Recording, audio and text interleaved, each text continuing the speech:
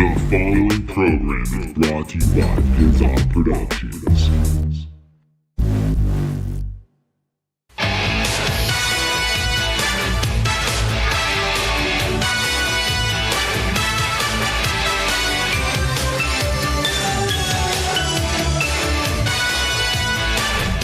Hello and welcome to another edition of the Totally Unnecessary Wrestling Podcast. I am Cody James, your host, and as always with... I'm Kevin Porter. What's up, Cody James? I am stoked and pumped coming off of SummerSlam 2018. Let me tell you that much. I remember our preview for this on Friday was not very positive, but I gotta say, other than the last match, this was quite a stupendous... It seemed like almost every match except for the last one that was the main event. Each match built off the other match that was prior to it very nicely, Cody. I mean, we totally came into this pay-per-view really, with some high hopes, I would say, but definitely not the highest of hopes. And let me just say real quick that this is better than WrestleMania. WrestleMania this year was a fucking dumpster fire, and this, I've got to say, was leaps and bounds better than WrestleMania. I think the idea that SummerSlam is number 2 pay-per-view of the year needs to go right in the dumpster fire that WrestleMania was this year. And I think if they keep doing great SummerSlams like this going forward, it's going to be the main pay-per-view of the year. Honestly, this hands down was by far better than WrestleMania 34 on so many different levels, which we'll get into those reasons here moving forward. But geez, man, I just gotta say, Cody, great effort to WWE tonight. Work great. I heard from some people. You were mentioning one person who had said that. What did they say exactly? Oh, there was one person I'd seen complaining online, talking about basically how outside of the opening match on the main card, the whole entire show was garbage. Which I highly disagree with this said person. I gotta say, Cody, each match for the most part delivered what it needed to, when it needed to. Exactly. And this show moved at such a great pace tonight, Cody, that I think everybody should be coming off of tonight with great enjoyment and just in terms of what they saw. And hopefully they can continue this going forward, and if they can, then this is going to be hopefully a turnaround for the company, but I don't want to get too optimistic because... It's just one show. Yeah. Going forward, they could shit all over this on Monday and Tuesday for all we know, so... Well, we do have the Women's Evolution pay-per-view coming up soon. The one person that I saw on here gave this a pretty bad... they said the whole show has been an anticlimax, and I would say the only match like that would have been the last one, but we'll get that. Yeah, we'll definitely get to that. And first match... Oh, did you want to say something? Go for it, Cody. You were on the ball tonight. Go for it, man. The first match was a match that we didn't watch. We didn't watch the first 2 matches because we typically stay away from the pre-show. We skip the pre-show around here. We are not doing 6 hours just so we can watch 3 so-so matches. What was the first match, Cody? Andrade Cien Almas and Zelina Vega defeated Rusev and Lana. I kind of foresaw that happening. On the one hand, you want Rusev to continue going forward, getting a push, but on the other hand, Andrade Cien Almas kind of needs something. He needed the win. He needed the win. He needed to win a lot more. I agree. Yeah, I'm pretty sure we predicted Andrade Cien and Selena winning this past Friday. Definitely a 7-minute match. It definitely did not go for very long. It was from what we can see, at least on paper, it served its purpose. Andrade picks up the win. Hopefully there's something going forward from here. I'm not really... Since I didn't watch the match, there may have been something to do with Rusev Day, as it's called, with Adrian English, but I don't know. I'm not really sure what they're doing with Adrian English and Rusev, but it seems like they're breaking up that duo. Right. Not really something I'm looking forward to, but I guess it eventually has to. It appears that is the way they are moving here in the future when it comes to that pairing. Again, it kind of, in my opinion, it's kind of played out. It's not, you can't really go much more with it. I mean, they already had the program with AJ Styles. I mean, he was featured in a very high-profile feud with Adrian English being featured along with him. I mean, at this point, where else are you going to take it?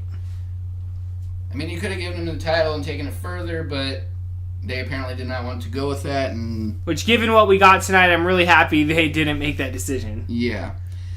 Cedric Alexander defeated Drew Gulak. I'm not really a fan of either of these guys because I don't really watch 205 Live, and Both solid wrestlers, Cody. I've seen Cedric Alexander. I've seen Drew Gulak. Both solid wrestlers. I imagine this was a solid match. Went 10 minutes and 15 seconds.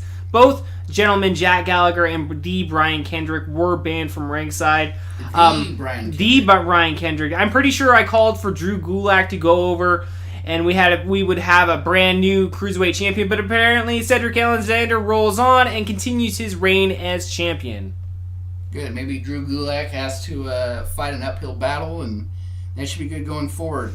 The match we did watch, because you came here towards the last half hour of the pre-show, was the B team. We caught about the last half of it, I would assume. Yeah, we got the last 3 minutes of the match. It only went 6:15, so yeah, I guess it was like a good half. We saw half the match at least. So the B team, Curtis Axel and Bo Dallas, defeated the Revival, Scott Dawson and Dash Wilder. There was a bump where Bo Dallas looked to have really injured his leg, but yeah, as soon as we turned on the pre-show, we saw Bo Dallas go down, and it looked like he really seriously could have hurt it. Later on the evening, we saw the B team in a backstage vignette with The Miz. It looked like he was walking around okay, so hopefully Bo Dallas is fine and ready to go tomorrow. Well, even a couple minutes after that, he moved around fine in the ring. So, well, it's good. It's good to know that Curtis Axel and Bo Dallas are both fine. They won on the roll-up, so I assume we're going to see the rematch tomorrow on Monday Night Raw. Well, I guess we'll just have to wait and see the next 24 hours. Seth Rollins with Dean Ambrose defeated Dolph Ziggler with Drew McIntyre. And this was the opening match of the main card. It was the singles match for the WWE Intercontinental Championship. It went a full 22 minutes, which by far, outside of the Miz-Daniel Bryan match, this was the longest match of the night. And dare I say, definitely may have been match of the evening for a lot of people out there. I think a lot of people really enjoyed this match, myself given. I'm not going to go out and call this as the match of the night right away. This one or the one with AJ Styles and Samoa Joe, I could be convinced either way. But it was really a good match, though, man. They're both really good, and I think maybe I might have to give the slight nod to Samoa Joe versus AJ Styles, but I could be convinced either way. And up until the Samoa Joe match, I was certain that Seth and Dolph Ziggler would have been match of the night. Well, I'm just really glad, from last month at Extreme Rules with the Iron Man match and just kind of the debacle that turned out to be. Yeah, it's really good to see Seth Rollins and Dolph Ziggler bounce back with just a really awesome match. And obviously we see Seth Rollins becoming now. I guess how is he, a 2-time Intercontinental Champion at this point? Obviously, we didn't see Dean Ambrose make the turn yet on Seth Rollins. I think that's probably coming down the road. But hey, great effort from all. Maybe he doesn't at all. Maybe he doesn't at all. All I gotta say though is great effort from Seth Rollins, Dolph Ziggler, with Dean Ambrose and Drew McIntyre along. Dude, great match. Great way to open the show. Very true. The New Day defeated the Bludgeon Brothers by disqualification, which means there's no title change. Another fun match. Another fun match. Even though it was the finish, I was kind of a little about in terms of we had, this match. We had the Miz and Daniel Bryan match. And maybe one other match. The Samoa Joe and AJ Styles match ending on disqualification. I mean, yeah, there's shenanigans that were involved, but again, it sets it up so we can go into next month. So we see the New Day and the Bludgeon Brothers feud continue. Dude, honestly, Big E is a future main eventer. I'm calling it right now, man. That guy can bump. That guy moves. He is an all-around performer, Cody. And plus, he's a beast. I don't even get why he's not being pushed, because Vince McMahon has a hard-on for guys who are built like fucking bodybuilders, and there's no one on the roster that's more jacked than Big E is. Yeah. So. Yeah, I gotta get hats off to all the competitors involved in this match. Xavier Woods, dude, may have been the spot of the night. He normally does not get involved in these matches. He's usually the guy outside playing manager. Yeah, exactly. Yeah. But they pulled a free bird and had the third guy come in and do the match, and his His bump to the outside was insane. Dude, Randy Savage would be proud with that that elbow. Was smiling, and you know he was. Dude, that was such a beautiful, beautiful elbow drop. I can't praise that enough. A lot of people, including Shawn Michaels, have tried to pay homage or, give a nod to the Macho Man, but no one did it better than the Macho Man. But I think that Xavier Woods gave him a run for his money tonight. Definitely impressed Randy up in heaven. I hope so, man. But the match only went 9:45. It is what it is. Those guys bumped like motherfuckers tonight. Definitely a solid effort. And the masks were cool. They looked like new masks, as far as I could tell. Yeah, they were definitely. I haven't seen those ones before either. I asked Tom Savini on Twitter if they were his doing. He hasn't gotten back to us as of yet, as of the recording of this post show here. Maybe he will, and if he does, I will update you guys on that. But definitely will. But the Bludgeon Brothers, they got disqualified because they brought in their hammer. Their hammers, and bada bing, bada boom, disqualification. We'll see the rematch either on a SmackDown or the next pay-per-view. I hope the next pay-per-view. I don't want it at SmackDown. I want to see him. I want to see him on another pay-per-view too. That was I could watch Luke Harper and Eric Rowan all day, any day, dude. Yep. Two of the most underrated performers in WWE. And we thought Luke Harper was gonna put the kibosh on Eric Rowan attacking them with the hammer. But instead, he grabs the hammer out of his hands and he attacks them as well. So I thought that was great. Next up was Braun Strowman defeating Kevin Owens in a 1 minute and 50-second squash match. Now, I was hoping and kind of figured that Braun was going to win this match, but I didn't think it was going to be a squash match.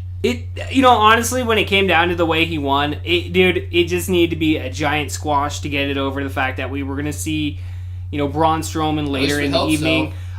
Kudos to Kevin Owens for bumping like a fucking maniac, dude. That guy is with that choke slam off the ramp. Well, a lot of the he bounced. His body bounced off that, bro. Yeah. Like, oh my gosh. And a lot of the bumps in the spots tonight were just off the chain. I don't think anyone really phoned it in except and maybe Roman Reigns. But anyways. Yeah, short and sweet. It was short and sweet. It sucks to see Kevin Owens in a having to be not necessarily a featured role. He's there to get the next guy over. But he did his job. He did his job tonight, and maybe now Jim Cornette can give him some props because he used to say back in the day that if Kevin Owens wasn't getting his way, he really didn't give a shit and didn't want to be there. Well, I don't think he got his way exactly. I doubt he wanted to be squashed, but yeah, Jim. Give Kevin some credit, guys. Come on. Yeah. So moving on, because this is almost longer than the match was, Charlotte Flair defeated Carmella and Becky Lynch. Now, this for me was, up until the last match, the lowest rated match that I had. And your new WWE Women's SmackDown Champion, Charlotte the two breasts that Charlotte got. She got new boobs and a new title, Cody. And they're bigger. So, I mean, if you wanted that, then kudos to you because you got it. I was saying during the match, like right before Charlotte won, that I don't give a shit who wins as long as it's not Charlotte. And neither Carmella nor Becky Lynch won, which I thought was BS because Becky Lynch, even if she lost, deserved her moment. People online were mad as soon as the triple threat was announced and that Charlotte was being added to it, and I agree with them because that was BS. And then Becky Lynch comes out, comes back into the ring or whatever and starts hugging her, and that was total nonsense too. And then she turns on her! This was the moment of the night, Cody. Like, when I look back on SummerSlam 2018, the biggest pop of the night went to Becky Lynch turning on Charlotte, which I called it on Friday. We knew that we knew Charlotte was going to win the title. And we really were hoping that Becky was going to pull the trigger, which we saw when the hug was first going down, that, like, everybody started booing. But, hey, we didn't get WrestleMania this year, Cody. We got fucking SummerSlam, and we saw the fucking slam. And I've been calling this Sewer Slam for the past week or so, and I've got to take that back, because this was not Sewer Slam. This was fucking awesome. Becky Lynch got the spot of the night with beating the shit out of Charlotte and just taking her fucking rage out on her. You know what? People cheered her when she fucking started beating the shit out of Charlotte, and they said while she was leaving, "You deserve it." So I think it's pretty obvious who should have gotten the title. And let's see if I'm ready. I'm ready for the chase now, dude. Like, I'm ready to watch it. Continues with her and Charlotte because the fans wanted Becky Lynch. And let's look back at, say, the Hulk Hogan versus Jake the Snake Roberts thing that should have happened. Jake the Snake Roberts puts him in the DDT and gives it to him. And do they boo? No, I believe they cheered, and I think maybe they chanted DDT or something. So that got kiboshed because, well, we can't have Hulk Hogan getting booed. God forbid. God forbid that happens, Hulk Hogan, brother. So ultimately, I hated the match, to be quite honest, because I don't think she should have been there. I don't think she should have won. I think it took away the spotlight from Becky Lynch. And I gave the match like a 6 out of 10, which was at this point the lowest rated match. But I gave the spot after the match with Becky Lynch and Charlotte crying, a 10 out of 10. So I like you did not like the inclusion of Charlotte Flair into this match, but with it being said, I mean, if we would have just gotten the Carmella versus Becky Lynch match, I don't know how much better the match itself would have been if it would have just been Carmella versus Becky. But I thought the inclusion once the match actually took place, with Charlotte being involved, it was a solid match. Was it match of the night? By far, no. But a solid effort from all three women with the match with the match of the night, with the spot of the night going to Becky after the match took place. I mean, all in all, that was my favorite part of the night. Agreed, and I have to mention this before I forget. I've got to give props to Carmella because she actually didn't look uncomfortable or forced or, like in the past matches while she's had this title, she has looked sort of like she's learning on the spot, basically. Yeah. She didn't look like that tonight. She looked very... She looked comfortable. She looked very comfortable in the role. Yeah. Very comfortable in the ring and so on, which was quite amazing, to be honest, because I sort of figured she'd be the low, or the kind of someone that the other two would have to sort of carry along and sort of make look better than she is, I guess I'm trying to say. But it actually didn't happen. She did quite well, to be honest. I thought it was a fun match. I thought like, I'm never too much of a fan of triple threat matches for the most part because it's the same formula day in, day out. But I thought they worked really well. I thought Becky Lynch looked sexy as fuck inside the fucking ring tonight. Charlotte, her new boobs looked really nice too in that pink outfit too. So kudos to all three. Mention that meme you found. Which one? The Drake one. Oh, yeah, there was a Drake showing that, the whole, he's looking at Ronda Rousey, like, when that initial backstage photo of her earlier in the evening when they showed her, like, the fucked up eyewear or whatever, and then they showed... the eye makeup, and then they showed Drake all being accepting of Becky Lynch's version of... The same thing, basically. So, all in all, dude...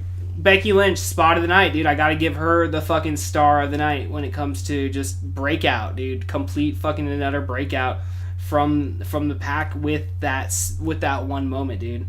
And this was actually quite a long match. It went 15 minutes. It was dude. Like I said, I know you said you didn't necessarily enjoy the match too much, but I really did. I really enjoyed the work rate that they all three. I enjoyed the work rate, but I don't think that Charlotte should have been there, And I agree with that. I can agree with that. But, I mean, she was there. It's setting up a Becky Lynch versus Charlotte Flair feud, which I'm honestly looking forward to. So, come Tuesday, I'm looking to see what the progression is, and hopefully WWE doesn't fuck it up. Which they're known to do. Which they're fucking very known to do. Let's not talk about Sasha and... Let's just move Bayley. on. Let's move on a high note and get to that awesome WWE Championship match now. Samoa Joe defeated AJ Styles, but because of disqualification, he did not win the belt, which is kind of BS.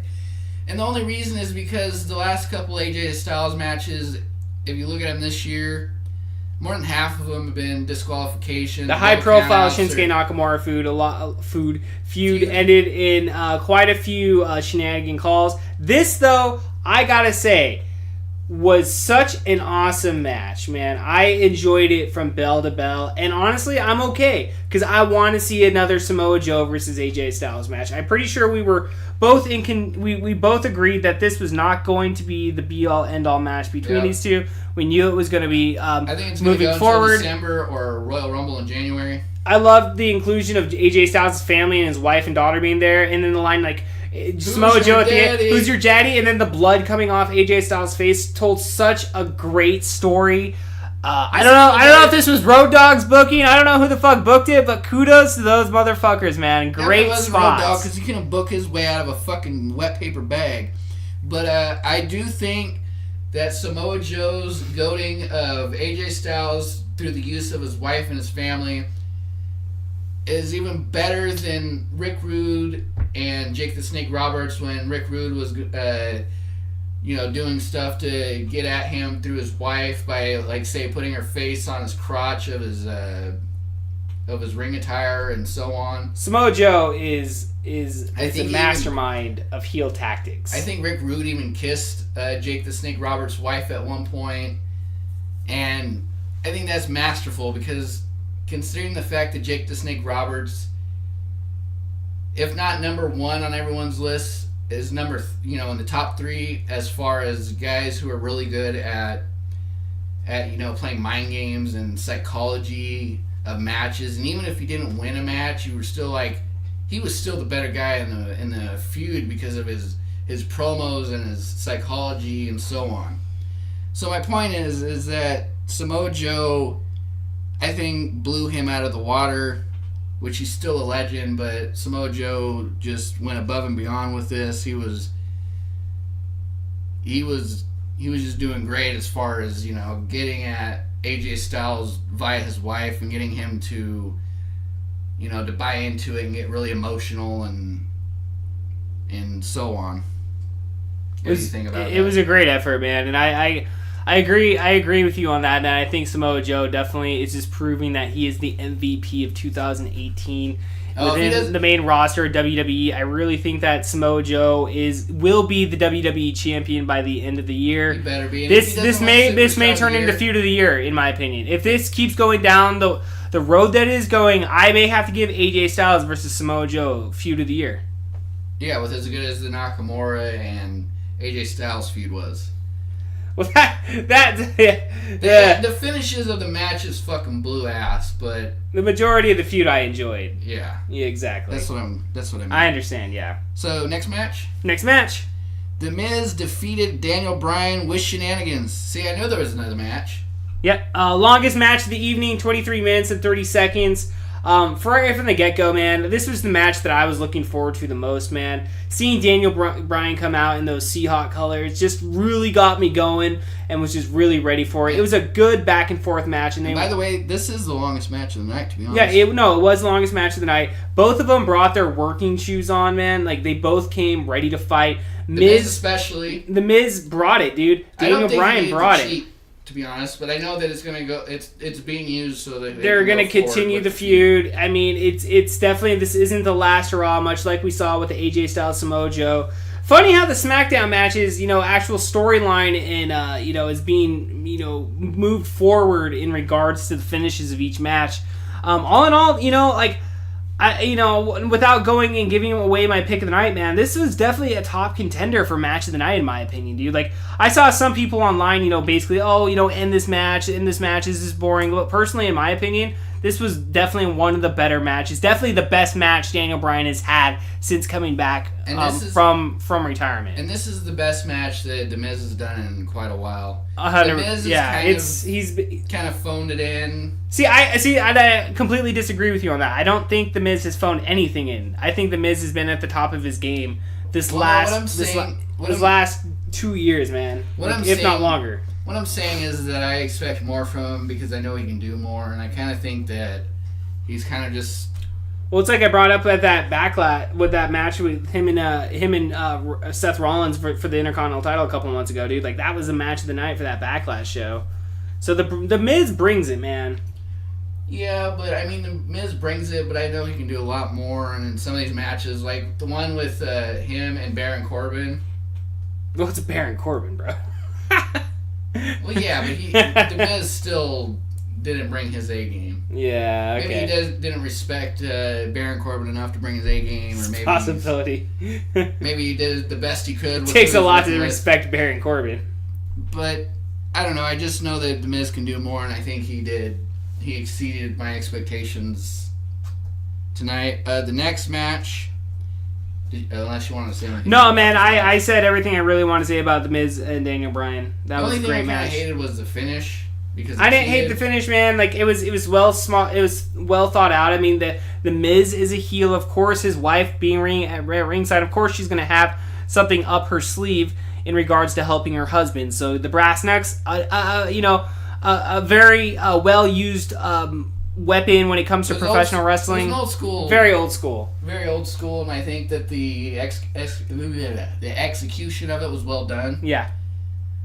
But I don't know. I kind of would have liked to have seen a proper finish to this.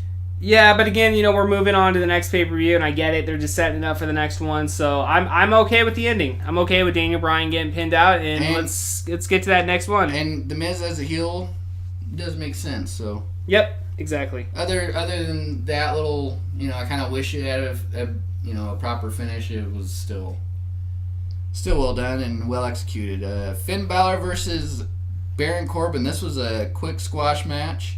Minute 35.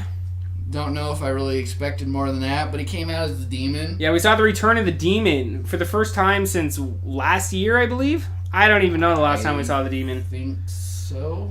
It was. I mean, there was real no build up to the Demon coming out, but I mean, it's good to see that at least Finn Balor had something to do on this pay-per-view. Yeah. Hopefully, it was a minute and 5 seconds. Hopefully, we're done with this Baron Corbin feud, and hopefully, we can see Finn Balor go on to bigger and better things. People think that this might be the beginning of a second push for Finn Balor, and hopefully that'll be true. I'm all for that. I did point out to you how the Demon character is called the Demon and everything, and the little I don't know if it's tacked on, but the little bit at the beginning before his music starts. The bass line, repeats and everything is almost taken right out of Gene Simmons' playbook, which his character in Kiss is the Demon. Right. And if you look at his chest, he has the long Gene Simmons type tongue, and I'm sure someone's going to go, "No, that's the Venom tongue." That's Gene Simmons, you motherfuckers. I mean, considering everything else is looking right at Gene Simmons and going, that's interesting. Did you look at the red part around the eyes? Yeah, I did see that. That's even quite similar to Gene Simmons' So you're just telling me the Demon's a ripoff of the fucking Gene Simmons Demon character? Makes sense, bro. Makes 100% sense. But they did do it in such a way where Gene can't go, "Oh, that's definitely stealing my intellectual property." We all know how much Gene Simmons likes to make a payday. Well, he did send a cease and desist to King Diamond over a makeup design, and what a bitch. I mean, the thing that I think was a bitch move on his part was they weren't even using it at the time. Yeah. So and no one even went, "Oh, who is that? Is that Gene Simmons?" No, we knew it was fucking King Diamond. So why?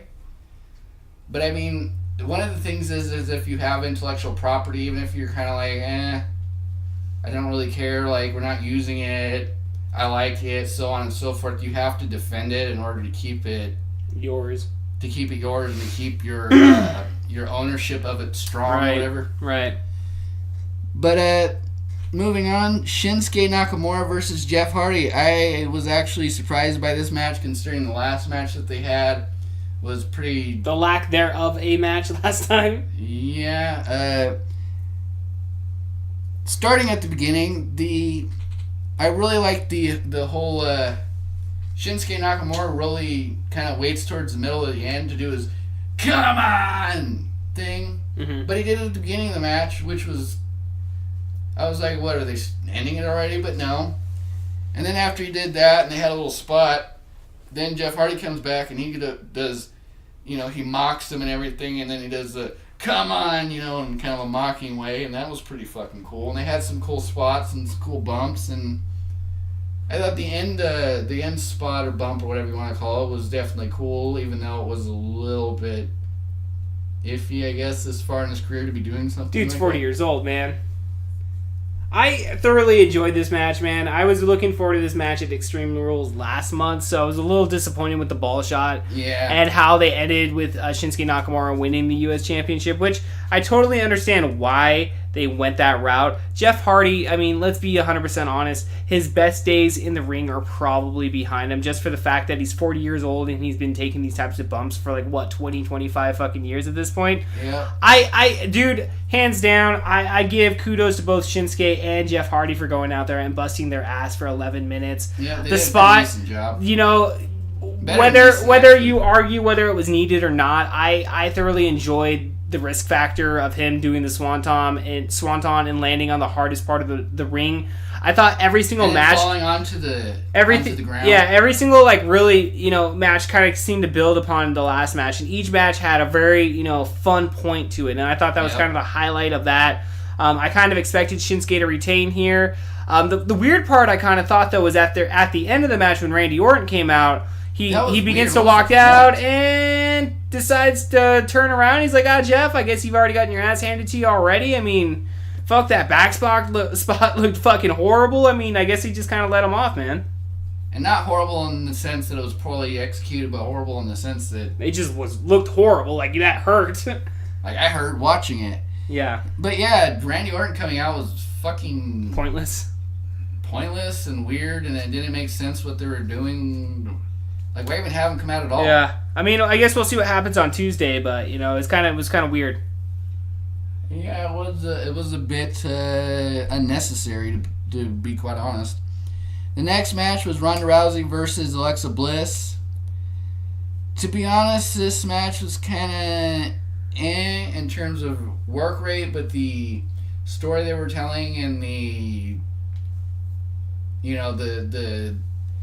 beast mode that Ronda Rousey was going into and stuff looked great. The arm stuff was difficult to watch, to be quite honest.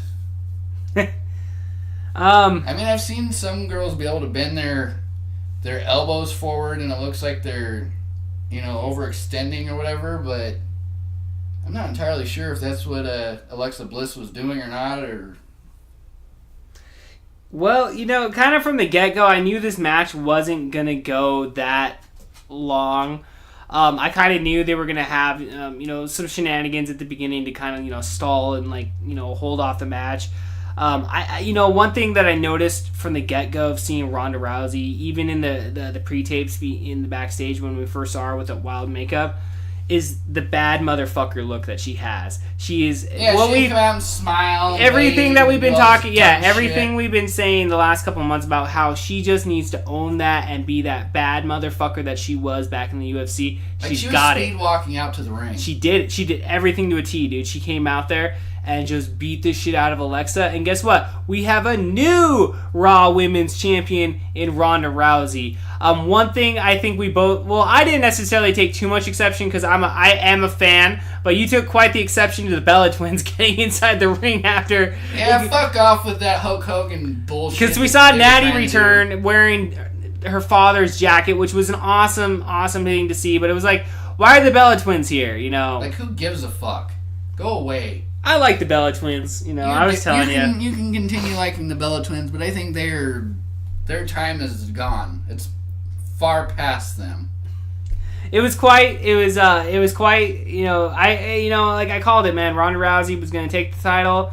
I think you were saying that they've already announced the Alexa Bliss versus Trish Stratus match at the Evolution pay-per-view in October. And I kind of figured that they would pull the title off of her because, I mean, if you have Alexa Bliss winning, with the title, and then you have her facing Trish Stratus, well, it's like, well, Trish is probably only going to be there for one pay-per-view. Right. So she's probably not going to win. She's not going to need the title. Whereas now, we can have Trish Stratus versus Alexa, and it's a little less,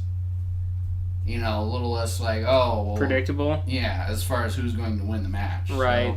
So. Right. Speaking of predictability, we saw Roman Reigns defeat Brock Lesnar for the Universal Championship tonight, Cody. Give me a fucking break. Well, we saw Braun Strowman come out, which at first I sent a tweet out basically, okay, oh shit, they're going to turn it into a triple threat match. And I thought they were going to do that too. I was like, oh yes, the Monster in the Bank is cashing in, and then No, turned out to be not the case because we saw. I mean, you kind of felt like they kind of phoned it, and I thought it was your normal Brock Lesnar Roman Reigns match. I mean, it's kind of what we've seen in the past. We saw a pretty fun little spot though with Brock Lesnar just beating the shit out of fucking Braun Strowman, and literally, like, how far did he throw that fucking Money in the Bank briefcase, man? That like up totally the entire ramp, and like and the camera lost the view, and then it hit the fucking the screen, and it looked like it broke part of it, like with that impact. So. I mean, it kind of derailed the whole Money in the Bank cash-in, which, I guess, it saves it for another day. It seems like we're going to get a straight, Money in the Bank cash-in match whenever Braun Strowman does decide to. He showed his babyfaceness tonight, saying that he refuses to cash in like all the other cowards before him. And we'll see him do a straight cash-in match. He was going to cash in, but by the end of the match, he was already beat the shit by Brock, and Brock lost, and... now we get to suffer through Roman being champion. Yeah, well, So let me go over this. We didn't get Paul Heyman screwing over Brock. Nope, we did not. Nope. We didn't get Brock winning and getting his ass beat by Braun Strowman. Nope, sure didn't. We didn't get Roman winning and losing the title like when fucking Sheamus cashed in on him. Nope, we did not. We didn't get anything. We basically got a big fuck you on a great pay-per-view with a 5 out of 10 match because they phoned it in. Braun Strowman didn't do fuck all. Like, you could have just handed Roman the title and I would have been a lot happier because at least then it wouldn't have been fucking bullshit like this garbage. I really, I wasn't necessarily expecting, from a work rate standpoint, this to be like the best match, of the night or anything of that nature. All in all, at least expected more than two fucking suplexes. The match only went 6 minutes. Well, come on, he had more of an offense against Braun Strowman than he did against Roman. They went off the air by 8 o'clock, so I was pretty happy that it didn't go too much over into the overrun, which I tweeted beforehand. I was like, well, it looks like we're going to the overrun because the match basically started at 7:50 our local time. All in all, though, I'm intrigued to see if that's what we're going to see for this fall, Roman Reigns and Braun Strowman.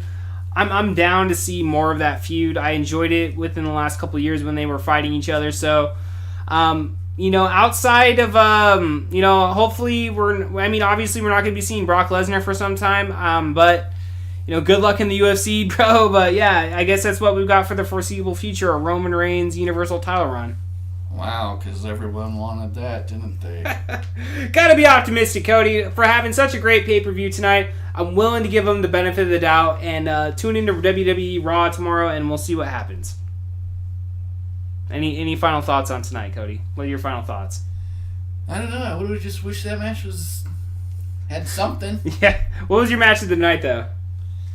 Well, first off, what was your match of the night?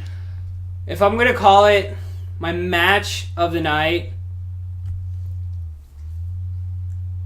Fuck, man. It's so hard, because, I'm just going to give it, because there was a clear finish, I'm going to give it to Seth Rollins and Dolph Ziggler. I really think they outperformed their Iron Man match from the month before by leaps and bounds. It was a clean finish. Seth Rollins is your new Intercontinental Champion. I got to give it to them. They outperformed quite a few of the other matches, even though the other matches were really good. Yeah, because it comes down to, it was in my lower order, I would go Seth Rollins and Dolph Ziggler, AJ Styles, and Samoa Joe, and then The Miz versus Daniel Bryan. Those are my top three matches. I would go with too, and the other two matches, there wasn't really a clean finish. There was some shenanigans from The Miz and a disqualification from AJ for using the chair. So because of that, I wouldn't really give it to those two, just for those reasons, even though they were really good. Right.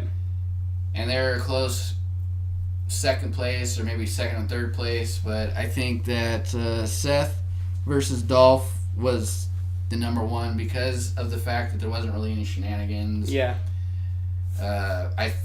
There was some distraction, like I predicted, by Drew McIntyre and Dean Ambrose outside, fighting or whatever. But what I didn't expect is that Seth would, be able to catch it and not do the dumb, typical, I got distracted. Yeah, that's just really dumb. Yeah. So I'm glad that he was able to, catch that and, turn it around and fucking win. Right. I would say, the moment of the night goes to Becky Lynch, though. The moment of the night goes to her just downright refusal to put up with fucking Charlotte Flair's bullshit anymore and just beat the shit out of her. And I'm looking forward to that going into the Women's Evolution pay-per-view. And hopefully a crowning match with a crowning moment with Becky Lynch finally regaining the Women's SmackDown Championship. Yeah, I really hope they don't fucking screw it up. Which they're prone to do, but let's be optimistic. We'll go off air being optimistic that they're going to make this into the feud of the fall, Cody. Becky Lynch versus Charlotte Flair. Let's hope so. Let's hope so, man. Let's go ahead and end this shit. Let's get out of here, and we'll be back this Friday, right, Cody, with an all-new episode. Yes, we will. All right, guys. We will see you next time. America. See ya. SummerSlam Jam. Get ready, look it into the video scope, and this is the way it is, this is the way it was, and this is the way it's gonna be. When we get the momentum, they can't stop us. Press play. There's the magic finger. Pressing down. Yeah, get down.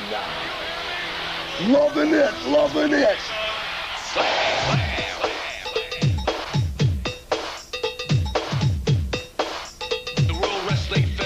Today.